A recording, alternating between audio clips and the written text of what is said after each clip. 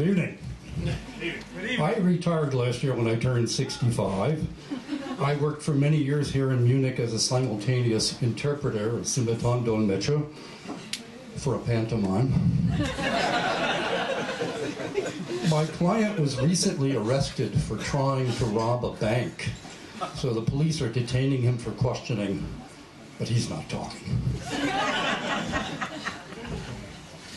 You know, looking around here, I see once again I'm probably about the oldest person in the audience, and it fills me with sadness. I mean, I see you people out there, you've got 40, 50 years ahead of you, and here I am up here. And it fills me with sadness because I realize that for the next 40 or 50 years, you've got to get up every morning with an alarm clock. But no, getting old is a shock. When I turned 50, I really got a shock because I suddenly realized 1/3 of my life was already over. I'll let the mathematicians among you figure that one out. I recently discovered also that there are 3 types of mathematicians in this world. Those who can calculate and those who can't.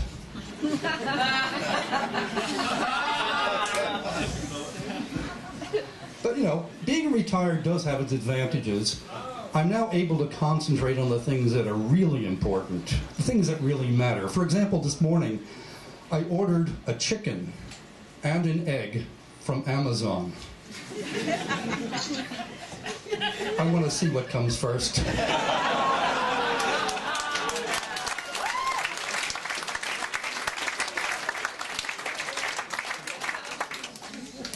I recently went to the doctor. You know, some people have sleep apnea.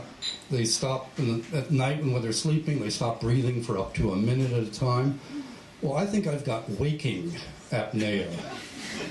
I stop breathing during the day for brief periods of time, like 1 or 2 hours. I asked the doctor, is it serious? He says, well, if it's you, no. The doctor said, then let me ask you a question.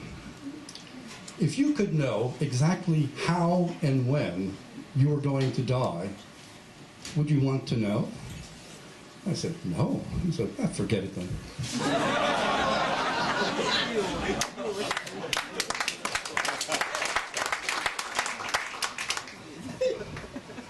I said, Doc, you've been telling me nothing but negative news. Can't you say anything positive? And he says, would you like to talk about your AIDS test?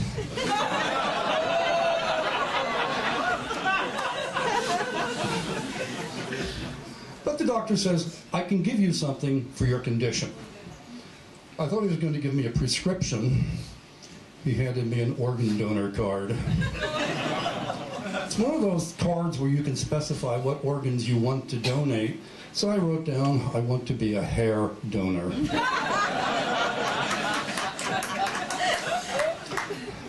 I've actually had experience as an organ donor before.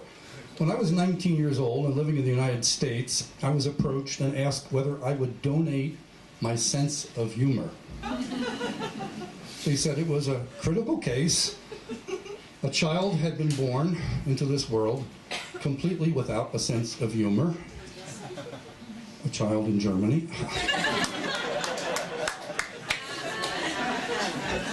So I donated my sense of humor, and, well, the transplant was rejected. But that's okay, I'm used to rejection.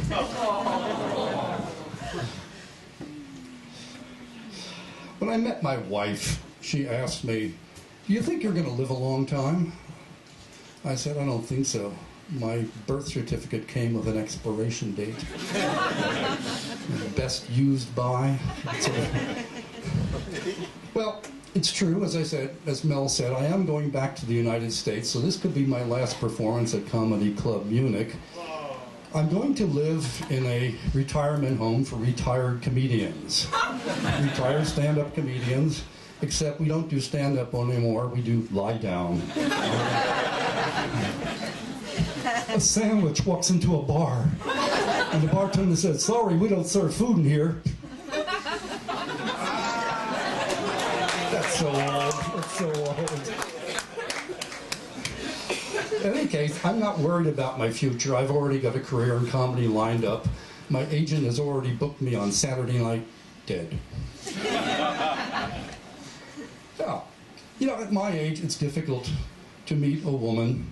But I tried one of these platforms, you know, that brings people together, but it just didn't work out because in my case it was sort of like Jurassic Park meets Desperate Housewives. But you know, now it's spring. Spring and nature is really kicking into gear here. Have you ever noticed there's a balance in nature?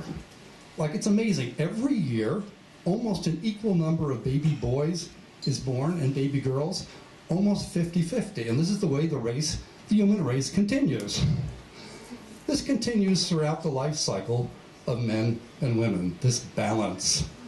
Like, when we're young, women are beautiful, and men are jerks. Let's be face it, you know, women are beautiful, and they know it. They've got the goods, and they exploit it. They exploit it shamelessly. They're hard on men, they really are, and men are just jerks, you know? But then, in midlife, things change. Men get interesting, and women get old. Oh, I've just alienated half the audience here. Yeah, well, when I say men get interesting, it can mean many things. We know what we want in life. We know what we don't want in life. We've gotten out of life what we want. Let's be honest, in many cases, we finally got money. I mean, that makes us interesting, too. It can be summed up this way. Men age like wine. Women age like milk.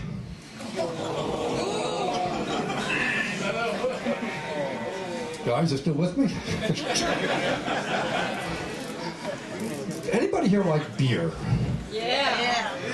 I thought there might be one or two people. I like beer. I love German beer, great beer. When I'm in the United States, I drink American beer. But one of the best-selling beers in the United States is actually a Mexican beer called Dos Equis. Double X. Dos Equis. Mexican beer. And the reason it's so successful is because of its television campaign. They've got a great television campaign. The spokesman is an older gentleman with a beard, distinguished looking, about my age, speaks with a slight Latino accent. Ladies, you love that, right? And the announcer says, "He is the most interesting man in the world." And he really is. You watch him doing all sorts of things in these commercial, interesting things. He's always surrounded by beautiful women.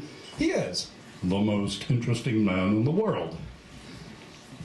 I thought it looked pretty good on my resume to put that down. The only problem is the Dos Equis guy has that market cornered. He is the most interesting man in the world. So I decided I needed a unique selling proposition, a USP, a Alleinstellungsmerkmal. I decided I want to be the least interesting man in the world. My wife tells me I'm an overachiever.